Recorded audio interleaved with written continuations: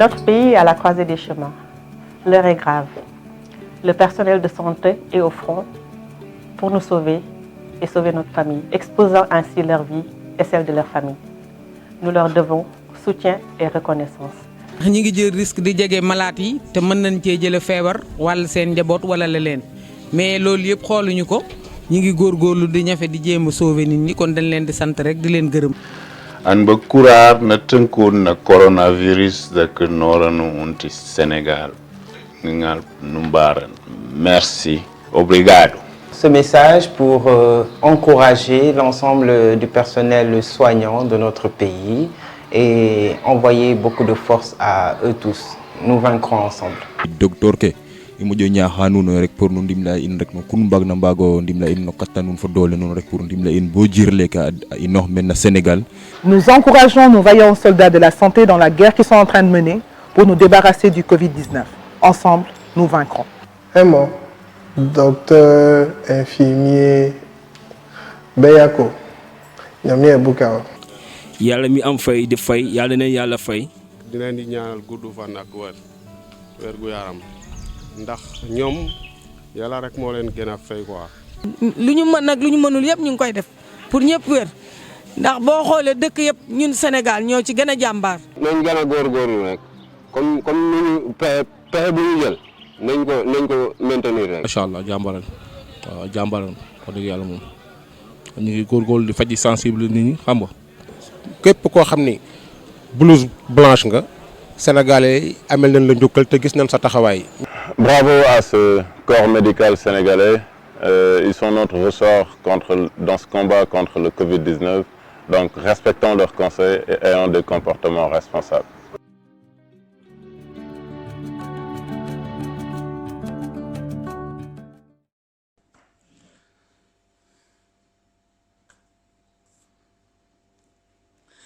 voilà mi ngi noonu mbir mi moom sama gars yi amatuma ci xarit aw ma ci àndandoo aw ma ci dara waaw kum neex nga log Louga sa problème la sama loxo bi maa la ko joxul tey joxuma la ko suba nay leer voilà ñu del si waat nag tey jii rek comme niñ koy defee chaque jour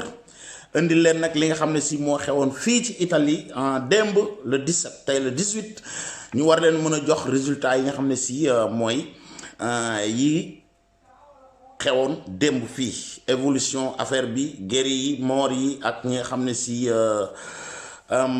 ñi ngi ci hôpital yee ñu téye leen ca bala ñuy jàll nag benn communication boo xam mu ngi jóge ci ambassade bu Sénégal di leen xamal ne ñoom yónnee nañ ma ko démb ne ambassade bi tëj na dina tëj à partir de lundi bii passé jusqu'à nouvel ordre voilà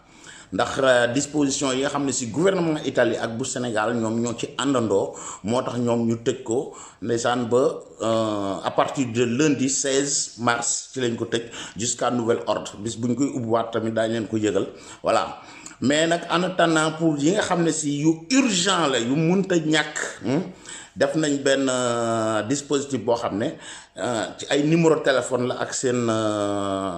email boo xam ne si bu leen ci woote ci numéro yooyu ñoom daañ leen war a mën a tontu pour seulement les choses yi nga xam ne yu urgent la quoi voilà numéro yi ñoo ngi nii ñeenti numéro la benn bi mu ngi nekk plus 39 pour ku nekkul Italie ñi nekk Italie moom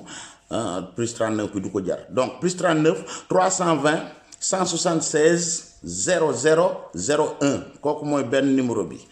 beneen bi plus 39 380 25 27 59 ñetteelu numéro bi plus 39 329 613 46 34 ou bien plus 39 351 158 02 46 kooku mooy ñeenti numéro yoo xam ne si teg nañ ko fa pour li nga xam ne ay urgence la voilà sinon seen email moo ngi nekk ambasenequiri@tiscali.it ok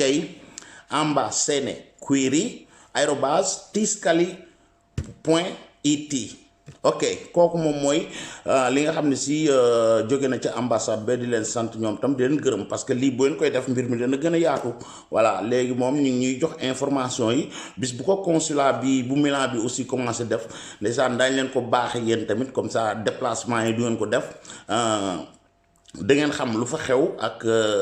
kañ ngeen fi war a dem kañ lay tëj kañ lay tijji ñoom information bu ñu paas rek ñun daañ leen ko jox waaw di ci nuyu de passage Yankoba di ko remercier moom tamit quoi ci info yi muy jox nii voilà loolu nag moom lañ leen waroon jëkk a wax na ngeen ko fàttaliku de à partir de lundi tëj na waaw ba jusqu'à nouvel ordre xamuñu kañ lay ubbi mais bu boobaa incha allah daañu leen ko communiquer yéen ñëpp ngeen xam ko comme ça ñu éviter déplacement inutile yi quoi dem ba Rome te duñ la mën a recevoir loolu tamit bu ngeen déggee yi ngeen woote ci numéro yi rek bu dee lu urgent la waaw pas di leen sonal ci yenn mais lu urgent loo xam mënut a ñàkk wala rendez-vous ngeen fa amoon te xamu leen fu muy mujj yi booba décidé guñ lii bu ngeen wootee ci ñeenti numéro yi rek incha allah wala ngeen bind leen email ñoom daañ leen leeral ok après nag di remercier gis nga vidéo bi ni mu déparé muy benn action citoyenne la suñu benn xarit moom moo ko def ak télévision muy Warkha TV bu Fatou Samb di ko nuyu de passage di ko remercier ci image yi liggéey bu rafet na parce que mbir mi kenn ku ci nekk dañ ciy jàpp xam nga lii lépp sensibilisation la voilà nit ñooñu ngeen interviewé na ngeen gis leen buñ fekkee ñoom ñi ngi nañ ko appliquer voilà mbir mi du ay wax rek mais jëf la aussi quoi voilà parce que lépp luñ def rek defaluñ ko nee naa la président de la république defaluñ ko état Sénégal mais suñ bopp lañ koy defal ko suñ ay mbokk suñ ay njaboot voilà buñ égoïste voilà dem naa je m'en fous bis buñ koy doxee rek daañ gaañ koo xam ne yoonam newu ci waaw képp koo xam ne décidé na xaru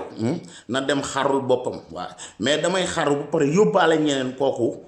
yàlla bëgg ko waaw ndax ëllëg da nga ko layoog doomu aadama jooju moo tax yii ñu leen di aaye nañ bàyyi dëgër bopp gi di ko topp voilà donc Warkha TV merci image yi rafet na liggéey bi rafet na Fatou Samb continuer lool waaw yeneen yu ngeen am rek bu ngeen ko joxee incha allah Khadim Gueye TV dina ko jàllale di remercier Lamine Bara Mboup sama envoyé ba nga xam moom mooy gérer yooyu kërëb naa leen woon tam yeneen image yoo xam ne si lijjanti na ko ba jox ñu ko donc merci voilà ñu ñëw nag ci date yi nga xam ne si mooy yi fi xew démb date 17/03/2020 total bi dem na ba 31 506 cas yi yokku na waaw donc boo xoolee ñoo ñi nga xam ne sont positifs ci ñooñu 26 062 la parce que total bi laa leen di jox 31 506 yi ñi gaañoo ñi wér ak ñi ne ci hôpital ba ñu entré nag ñi nekk en thérapie intensive ñoom ñëpp boo ko boolee mooy somme boobu 31 506 ok nii nag ñi nga xam ne wér nañ ci dem nañ ba ci 2941 ok ñi nga xam ne si génn nañ ci àdduna 2503 bari na gis ngeen démb le 17 kese ci benn journée benn bis 345 personnes faatu nañ ci benn bis laa la wax xool leen mbir mi ni mu méttee moo tax ma ne Sénégal bu leen kafe lii Sénégal bu leen kafe lii Sénégal bu leen fooye lii mi ngi noonu waaw ñi nga xam ne si nag ñoom ña ngi ca hôpital bee tëdd muy 12 894 doomu aadama ok ñi nga xam ñoo ngi en thérapie intensive machine bi mooy noyyi moo leen di dimbali pour ñu mën a noyyi ñoo ñi ngi ci 2060 ñi nga xam ne sont en quarantaine tëju mënuñoo génn seen kër ñooñu obligatoire 11 108 lañ voilà 11 108 mënuñoo génn ñoom dem fenn bokkuñu sax ci ñii nga xam ne mën nga génn dem duggi wala nga ñëw wala dem ca docteur ba non ñii mënuñoo génn seen kër ok kooku leer na donc ñu wax ko xarit yi nga xam ne si dégguñu chiffres yi en français gli amici in italiano il totale il giorno 17/03/2020 sono saliti a 31.506. I guariti sono 2.941, i morti 2.503, di cui solo nella giornata di ieri 17 sono morti 345 persone in un solo giorno, ok?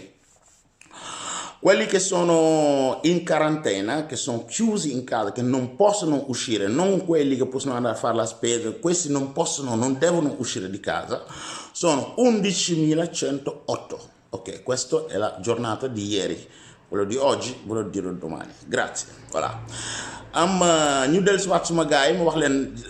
province bi nga xam ne si fi la mbir mi gën a bare muy province Lombardie bi muy Bergamo sut ci Bergamo agsi nañ ba 3993 cas ñoom ñoo gën a grave. Brescia dem na ba 3300. Milan topp ci nekk ñett 2326. Cremona 2073. Lodi 1418. boo totalisé province Lombardia yëpp 16220 lañ parce que yii ma leen liiral mooy yi nga xam ne romb na 1000 cas voilà yeneen yi ay 800 yi ay 700 yi ay 600 mais boo totalisé lépp 16220 la ci région Lombardie kese. ok kooku mooy li nga xam ne si waroon nañ leen ko wax léegi dama bëgg ngeen xool vidéo bi pour surtout ñu nekk Sénégal kii benn infirmière la sénégalaise la France la nekk mu expliquer leen ngeen gën a xam danger yi waaw ñoom ñiy liggéey sax danger bi wàll gi ñu leen koy wàll am na ñoo xam ne si faatu nañ ci sax dama bëgg ngeen déglu ko ndax ngeen gën a bañ a foye affaire bi yéen waa Sénégal nañ déglu soxna si ca France lan leen di wax après ñu dellusiwaat. FS gis naa la ngay laaj âge patient bi on n'en est plus aux âges actuellement di doon circuler comme quoi personne âgée lay dal c'est complètement démenti. C'est complètement démenti. Ñun fii nos cas les plus nombreux c'est des personnes jeunes surtout au niveau des soignants virus bi moom boo bëggee dégg dëgg il n'a pas encore montré toutes ses facettes. On vient de perdre un professeur de réa à Colmar. On a nous 2 anesthésistes réa qui ont été transférés, intubés à Nancy. On a un neurologue qui est touché, on a un radiologue qui est touché, qui sont tous positifs. On a des soignants qui sont touchés. On a toute une cellule Covid isolée de 30 lits qui est plein, avec une autre cellule qui est ouverte de personnes suspectes. Le souci qu'il y a, c'est qu'on n'a plus de tests. Il y en a une rupture de stock au niveau des tests. Donc, on a décidé de ne plus tester les gens et de faire un traitement d'épreuve. C'est hyper compliqué. C'est quel monde le connaît. Quel monde le connaît. Si j'ai vraiment un message à vous donner, moi, sensibiliser. Si je me dis les filles, malgré les moyens, nous avons une rupture de stock. Pour commencer à def vraiment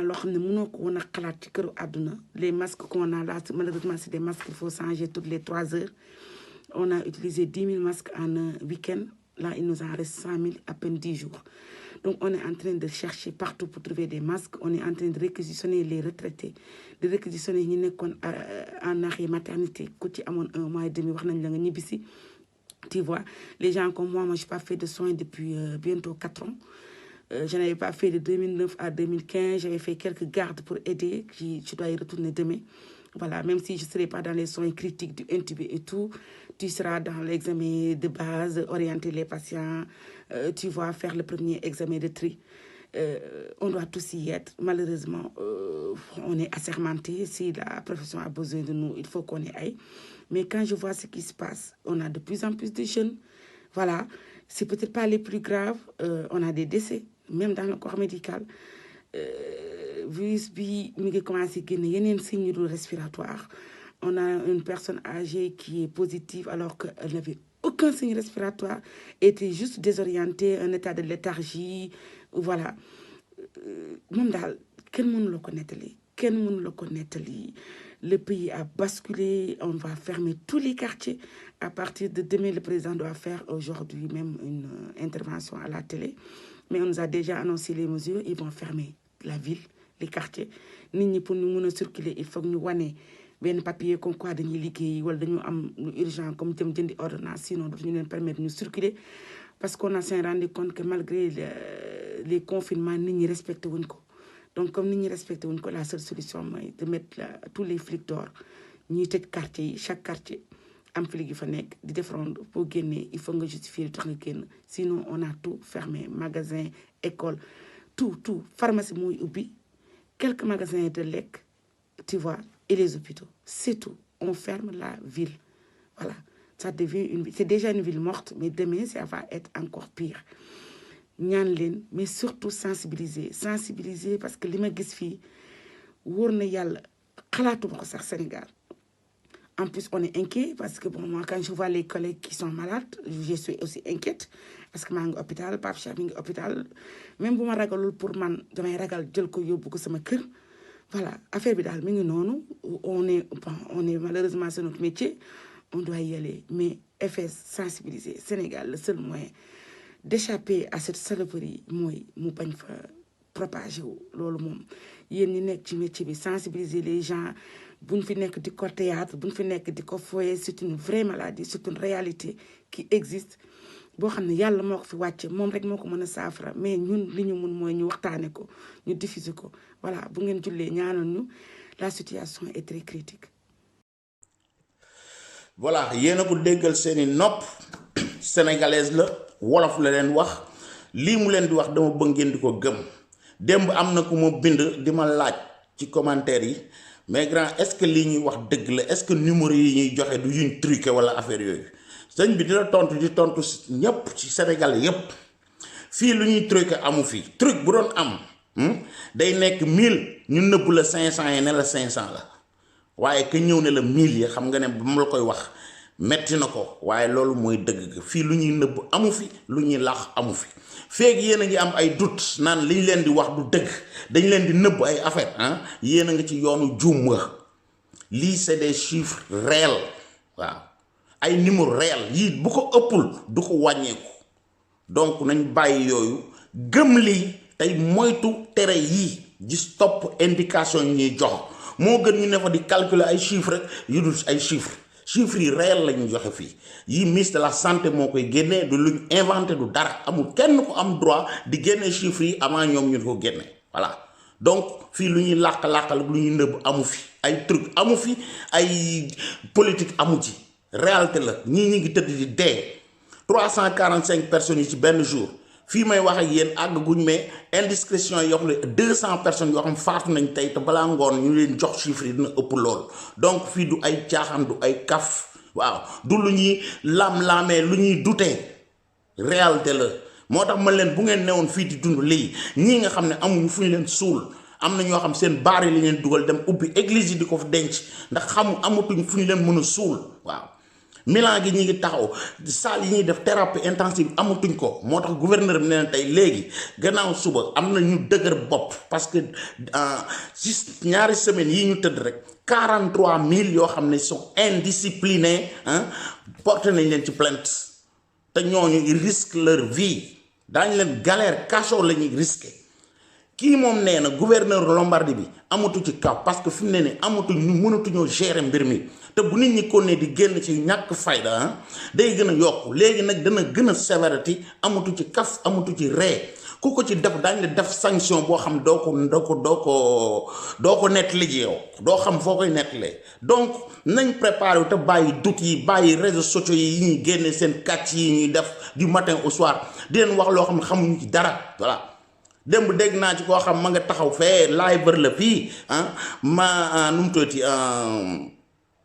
Macron nee na lii di éloger ay Macron tey jii nga xam ne si aéroport Sénégal BA def naa tey mu juumul à 23h59 la ñuy arrêté vol yi lan lañ fay ne seen jëfi dof yooyu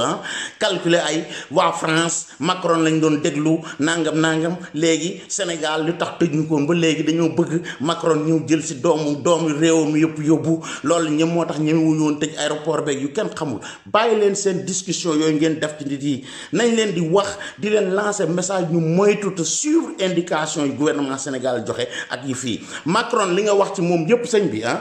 dara du ci dëgg Macron xam nga lu mu def Italie bii mooy seen modèle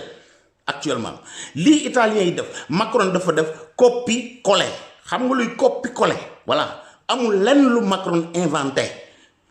tëj ci kër yi Italie ko def Macron gis ko copier ko tëj fépp fu ba mu des supermarché yi ak pharmacie italien yi ñoo ko di jëkk a def ba ñuy def yi di ko appliquer 2 semaines ñoo ngi koy dund ci Italie boobu Macron defagul discours am kon lu ngeen di wax ne ca Sénégal mun leen a wax lu xew fii c'est impossible voilà Macron dafa copier kese comme ni espagnol yi copier ci italien yi allemand yi te France googu italien yi li leen meree mooy ñoom ñoo doon saboter italien yi fii bi ñu déparé ak cas yu bari yi voilà ñii def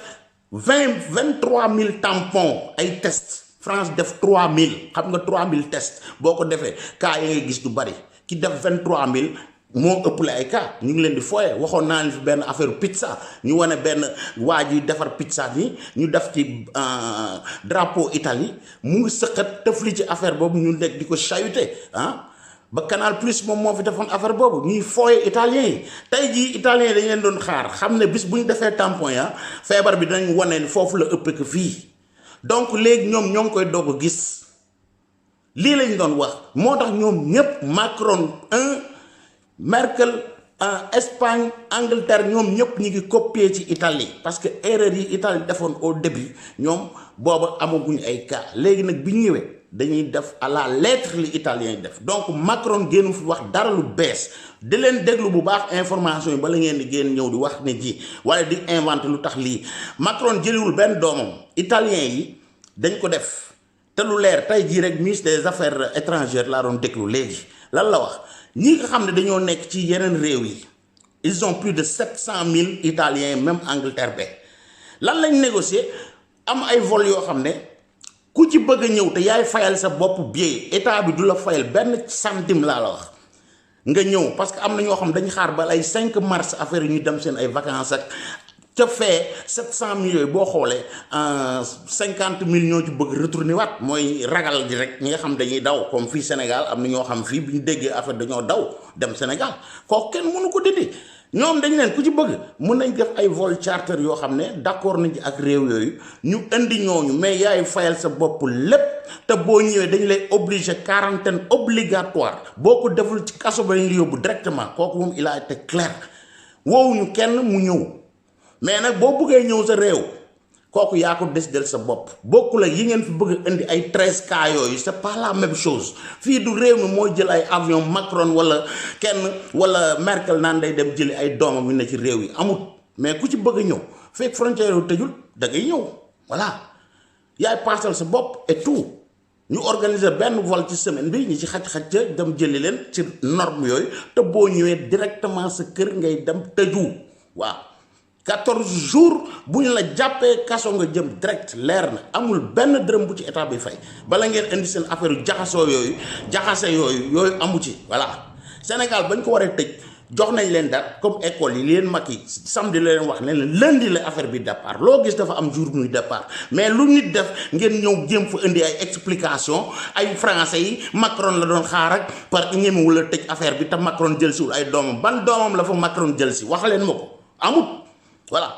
li ñu ubbi mooy avion yi ñu permettre mooy yi nga xam ne dañuy indi ay lekk ay vivres wala médecin spécialisé yi yooyu avion yi mën nañ dem ak ñëw comme ni ko fii di appliquer noonu la ñuy def très simple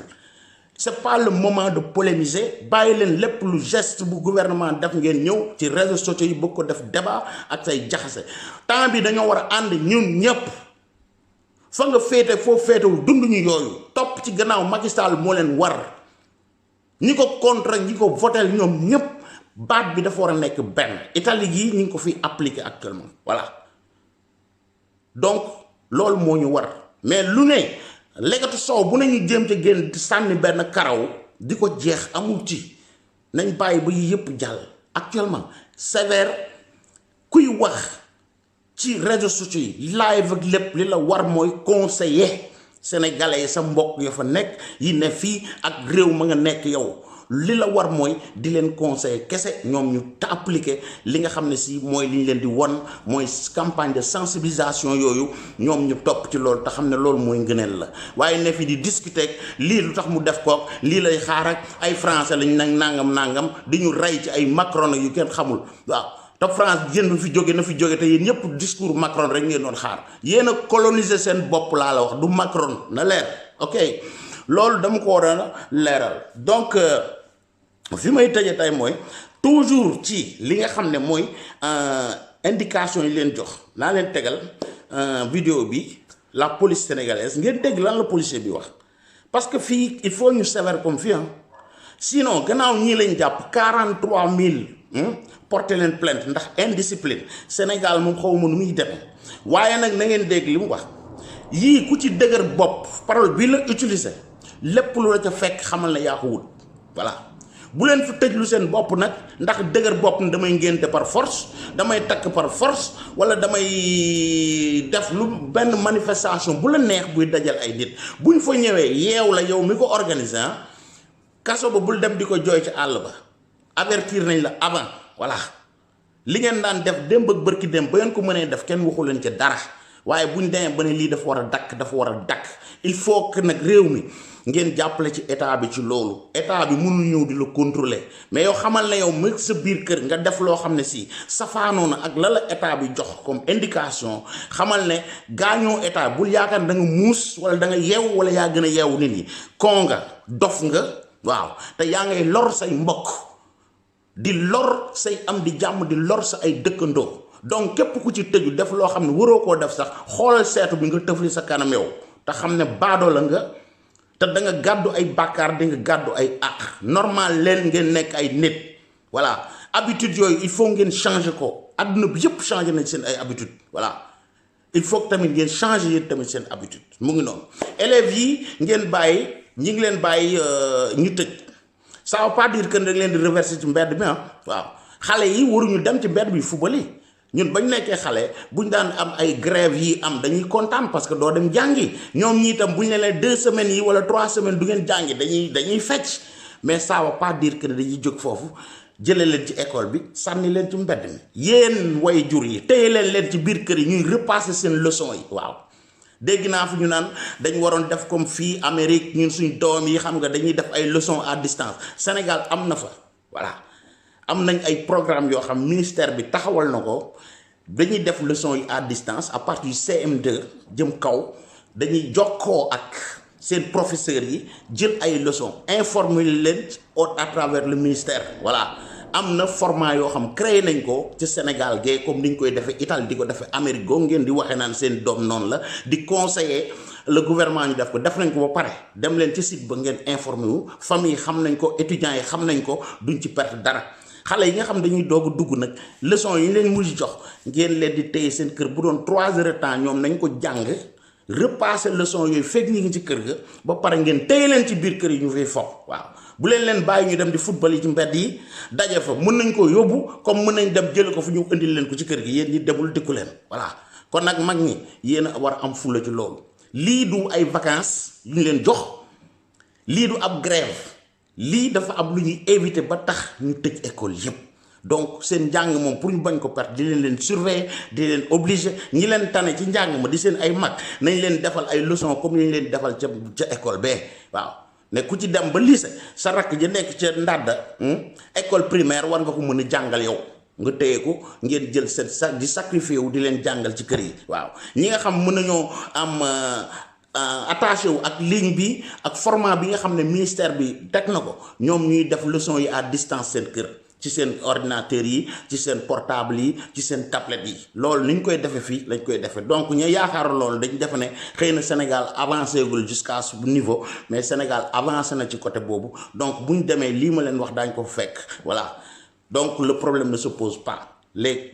3 semaines laa ñu tëj nañ toppatoo xale yi mbedd mi football yeeg yépp nañ ko dindi nañuy fo ci biir kër yi ok voilà li ma leen di tàggoo mooy lii nga xam ne policier bi wax na leen ko ngeen mun ko dégg waaw ku ci teb yii nag nii mu ko waxee dëgër bopp loola ca fekk rek loo ca góobee ni ko wolof di waxe nga gar ko chaîne bi xam nga nu mu tudd Khadim Gueye TV la tudd yow xam nga ko mais moom mi xamu ko waxu ko lu muy def abonné ci xam nga la war a jëkk a def nag activer cloche bi